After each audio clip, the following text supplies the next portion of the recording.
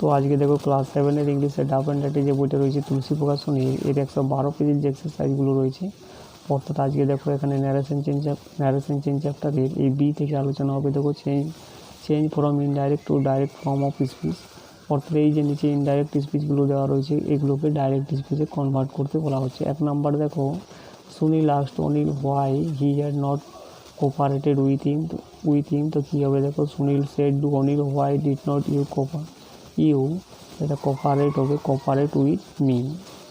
এরপরে 2 নম্বরে কী দেওয়া রয়েছে দেখো, Rahul asked Anil why he had not phoned him the previous day. তো কী হবে দেখো, Rahul said Anik why did not you phone me yesterday. এরপরে 3 নম্বরে দেখো, 3 নম্বরে কী দেওয়া রয়েছে, he asked me how I past all the steps. তো এটা রয়েছে পাস্ট ইনডিফিনিট টেন্সে, তাহলে এটা হয়ে যাবে প্রেজেন্ট ইনডিফিনিট টেন্সে। তাহলে he said me how do you pass all the steps.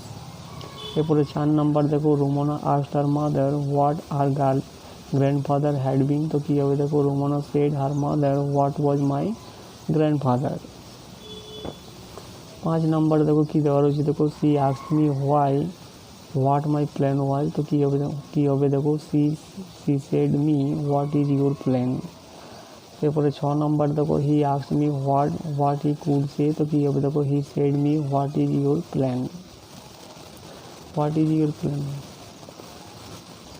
তো এটা কী হবে দেখো, হোয়াট ক্যান আই সে। এরপরে 7 নম্বরে কী দেওয়া রয়েছে দেখো, the teacher asked the student why they were making noise. তো কী হবে দেখো, the teacher said to the student why are you making noise.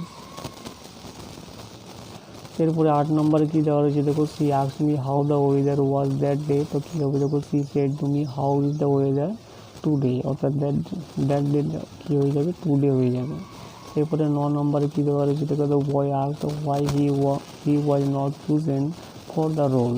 তো কী হবে দেখো, দ্য বয় সেড হোয়াই কী হবে দেখো, why am not I chosen for the role. এরপরে 10 নম্বরে কী দেওয়া রয়েছে দেখো, Subid asked his brother what he had been doing with those boys. তো কী হবে দেখো, Subid said to his brother what have you seen doing with those boys.